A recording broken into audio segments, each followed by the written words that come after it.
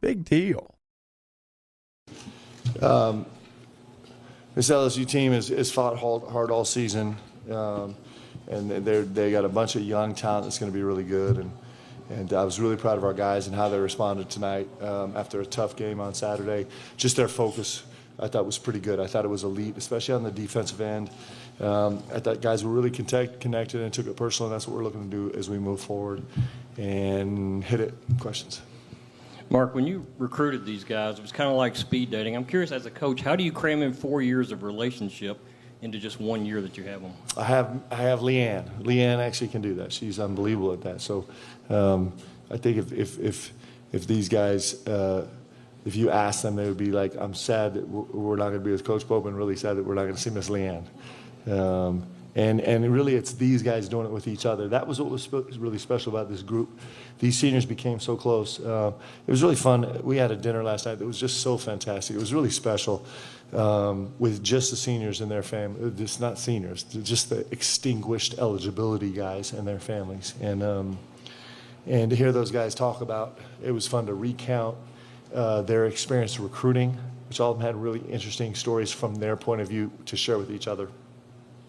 And then just to hear them, all six of them stood up and kind of like took the mic and told stories last night for quite a long time. It was really wonderful. And I learned a lot of things were going on behind the scenes that I'm not allowed to talk about. But really beautiful things, man, where these guys, that's what's special, is they built relationships with each other. And to watch them just in that setting where the only focus was just taking them in was actually really fun last night. Special guys. Coach, 2 questions here about the BBN. Tonight, how was it for you, even though you weren't here, to watch the BBN embrace Damian Collins after all he went through when he was here? Yep. And then just how effective were they for you guys in Rupp Arena this year as you finished 15-3 in the conference? Yeah. Well, listen, I mean, BBN is incredible.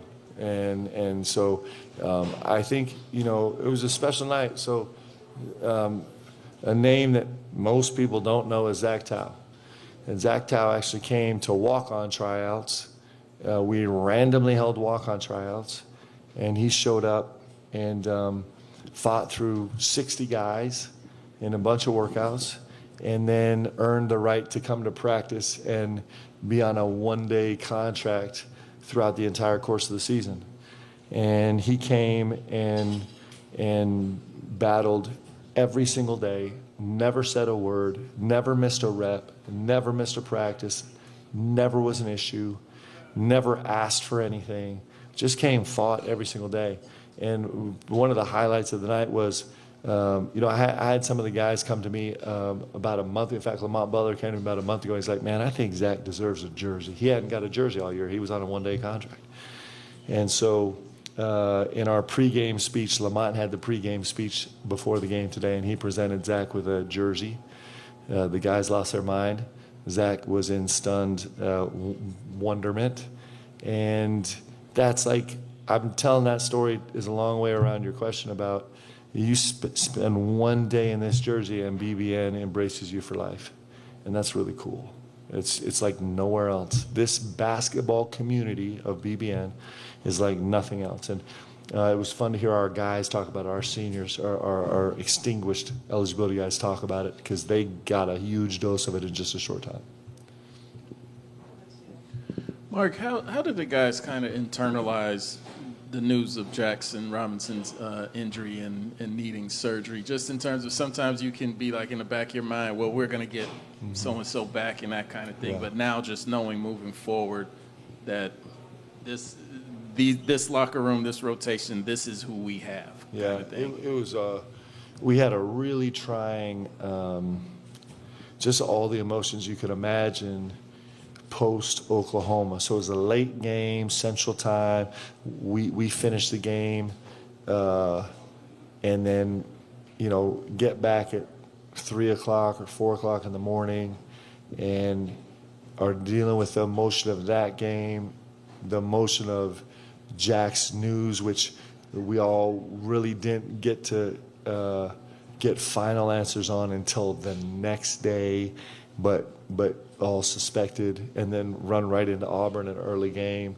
It was a super tumultuous time, and there was just so much, and then we ran right into tonight. And so I think the guys are devastated for him and really sad for us because he's such a massive part of this team.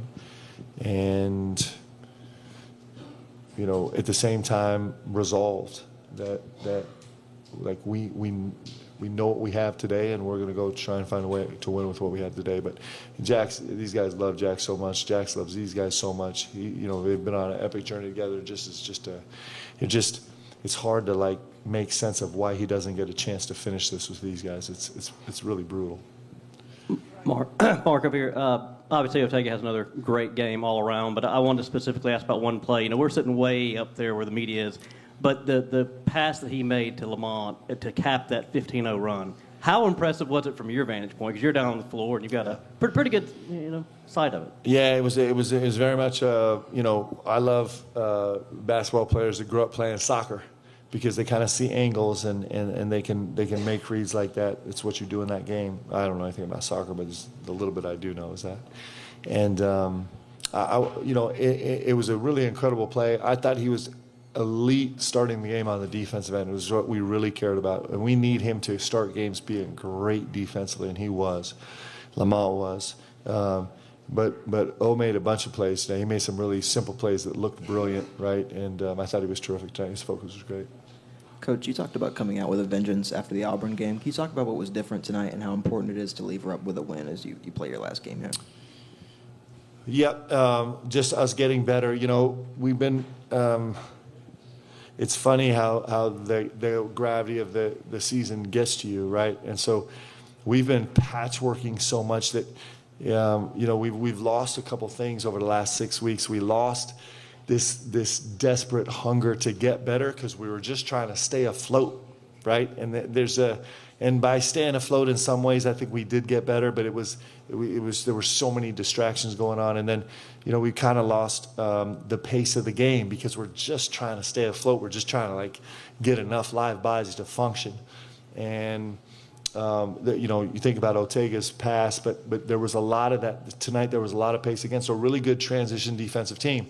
LSU's been a really solid transition defensive team. They only give up 15% of their possessions in transition, and so those two things are I think we're on the uptick. I think we kind of have a vibe of, for the first time, it feels like we're going to have the same guys out on the floor tomorrow, next on Saturday as we did tonight, as we did on last Saturday, which we haven't had that in almost 2 months. And so we're really excited about that, and we're really excited about getting back focused in this late stretch to continue getting better and continue bringing pace to the game. And those are really important to us. Mark, Colin Chandler had a good game tonight, 11 points, 4 rebounds, 4 assists. What did you see from him tonight, and how big is someone like him stepping up going to be for you guys later on in this? It's really important.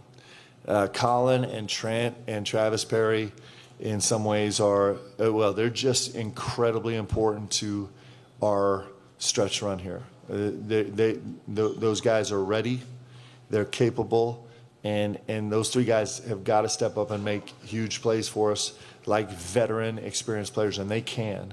But those guys are really crucial. The success we have is going to be in some part dependent on them being great, and they're ready to do it. Mark, you guys are big on the numbers and the analytics. You've had so many people in and out of the lineup all year. Has that messed with your numbers? You have enough data to make decisions like you normally would? I'm still trying to, we have a lot of data, but it's a lot of weird data, right? It's there's not there's so many kind of anomalous parts to it that we do. We've learned about our guys, but even tonight, there were a couple, you get yourself into a situation where it's either fatigue or fouls or matchups that end you up with a lineup that you're like, oh, I don't actually love the lineup right now, and it's all happening in real time. We don't have a ton of lineup flexibility right now for us to put a really good group on the floor. We have a bunch of guys. All of our guys can go be great on the floor, but they have to be with the right other group, some of our guys to be really effective and functional. And so you take that as one example about, man, we're still trying to figure it out. But we have had 3 straight games. We're on Saturday, we're going to have our 3rd straight game where we get to kind of explore this group of pieces. And we'll figure it out. Mark Ansley was really big for you in the middle of the season. It seemed like he was able to get some of that confidence back, maybe tonight. Yep, I thought he was terrific. Ansley is, I mean, my goodness, what a season he's had. For a guy that, never in his wildest dreams thought he'd be wearing a Kentucky jersey, and you think about the huge, impactful moments that he's had in games for us, and he's going to be big down the stretch. You see it all the time. He had 3 or 4 really quiet, subpar games for his standard that he set. And, sometimes all the weight of this thing starts to get on your shoulders, and he did a great job tonight just casting off and just be like, I'm going to go be a baller, man. Like, make miss, I'm going to go play. And I thought his energy and intensity was great tonight. I thought he was really special. He's been great all season. Thanks, guys. Appreciate you.